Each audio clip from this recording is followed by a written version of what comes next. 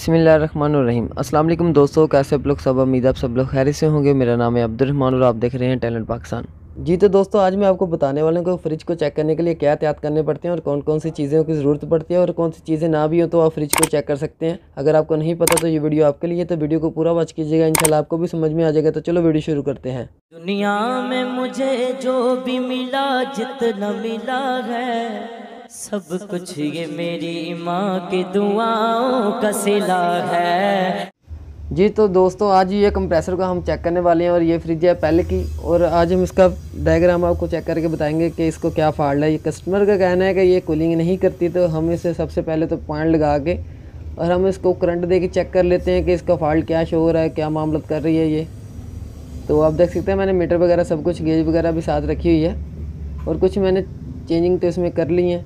और आप देख सकते हैं स्विच लगा दिया। दूसरी साइड पे भी मैं स्विच साथ ही अटैच कर देता हूँ करंट देने के लिए। मैं मीटर यूज़ कर रहा हूँ अपना बोर्ड, जो कि मैंने यहाँ पे शॉप पर अपने बोर्ड यूज़ के लिए बनाया हुआ कंप्रेसर को चेक करने के लिए। तो उसके साथ ही हम लगा देते हैं। तो इसको मैं साइड पे रख देता हूँ ताकि किसी को अर्थ ना लग जाए। तो अभी हम इसको ऑन कर लेते हैं। आप देख सकते हैं 227-36 वोल्ट आ रहे हैं, कोई प्रॉब्लम नहीं वोल्ट का। तो अभी हम इसको ऑन करके भी चेक कर लेते हैं कि ये कितने एम्पेयर ले रहे हैं। तो ये आप देख सकते हैं कंप्रेसर वगैरह चल चुका है और ये इशारिया 2-3 एम्पेयर ले रहा है। तो ये एम्पेयर मोटर के हिसाब से तो बिल्कुल ठीक ले रहा है, कोई प्रॉब्लम वाली बात नहीं है। तो अभी हमें चेक करना है कि ये कूलिंग क्यों नहीं कर रहा, क्या मामला बन रहा है जो कूलिंग ये नहीं कर रहा।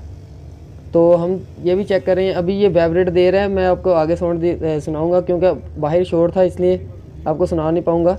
तो आगे मैं आपको दिखाता हूँ। ये आप डब्बी उतार के हम यहाँ पे भी एक मीटर लगा लेते हैं ताकि हमें नज़दीक से पता चलता जाए कि ये कितनी एम्पेयर ले रहा है, मैक्सिमम लेता जा रहा है।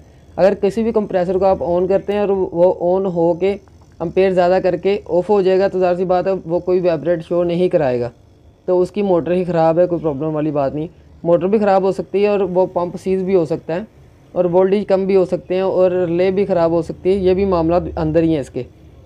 तो ये जो डिस्चार्ज है, ये डिस्चार्ज भी गर्म होना स्टार्ट हो जाएगा। अगर कंप्रेसर आपका ठीक चल रहा है, एक हम पॉइंट ले रहा है, ये इशारिया अगर 1 पॉइंट ले रहा है या इशारिया 7 पॉइंट ले रहा है, अगर कंप्रेसर आपका चल रहा है तो डिस्चार्ज फिर भी गर्म नहीं हो रही, तो या तो उसकी गैस नहीं होगी तो या उसका पंप का प्रेशर नहीं होगा। पर इसका पंप का प्रेशर ही नहीं है क्योंकि गैस इसके अंदर ही है। वो मैं आपको वीडियो में दिखा भी दूंगा कि गैस इसके अंदर है और ये फिर भी कूलिंग नहीं कर रहा है। इसका मतलब यही है कि इसका जो पंप है वो बिल्कुल ही फारग हो चुका है और पंप के अंदर से बिल्कुल ही प्रेशर नहीं बना रहा, तो इसलिए ये कूलिंग नहीं कर रहा। आप देख सकते हैं यहाँ से डिस्चार्ज होगी, ये कैपरी का पॉइंट है और यहाँ से कूलिंग स्टार्ट होती है। अगर यहाँ पे बर्फ़ भी नहीं आ रही तो समझे जाए कि पंप का प्रेशर नहीं है, तो इसलिए यहाँ पे कूलिंग भी नहीं पहुँच रही।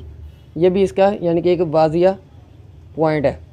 तो यहाँ पे सारी कूलिंग होती है, तो वहाँ पे भी कूलिंग कुछ भी नहीं है। कंप्रेसर भी हालांकि चल रहा है, अभी कंप्रेसर भी ऑन है फिर भी कूलिंग नहीं हो रही है ऊपर भी, और ये नीचे भी कूलिंग नहीं हो रही।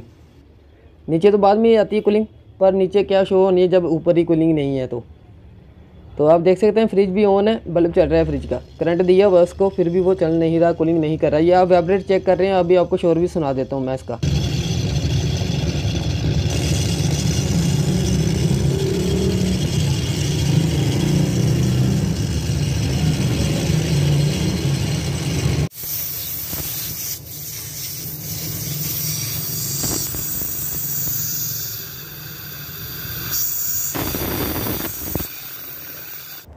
उम्मीद करता हूँ दोस्तों आपको पता चल गया होगा कि क्या मामला था। और आपको ये भी बता दूँ, वाइब्रेट कंप्रेसर इसलिए कर रहा था कि इसका पंप भी साथ ही अंदर से निकल गया था, रोटर उसका टूट गया था, इसलिए वो प्रेशर नहीं बना पा रहा था, सिर्फ रोटर घूम रहा था, ऊपर से मतलब डिस्चार्ज को पंप नहीं कर रहा था, इसलिए उसका मतलब रोटर नीचे गिर के वाइब्रेट पैदा कर रहा था, इसलिए प्रेशर भी नहीं बन रहा था। अभी मैं बाहर भी आपको चला के चेक करा देता हूँ कि इसका कंप्रेसर का ही मसला था। अभी हम इसका कंप्रेसर भी चेंज करके फ्रिज को दोबारा फिट कर देंगे। उसकी वीडियो मैं नेक्स्ट बना के सेंड कर दूँगा कैसे फिटिंग होती है, रेफ्रिजरेटर में कंप्रेसर कैसे फिट करते हैं।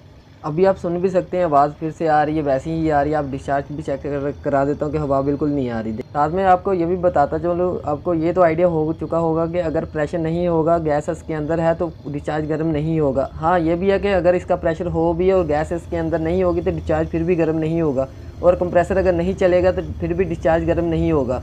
तो ये चीज़ें आपको नोट करनी पड़ेंगी कि अगर इसके अंदर गैस है कि नहीं। अगर गैस है तो इसका पंप का प्रेशर नहीं होगा।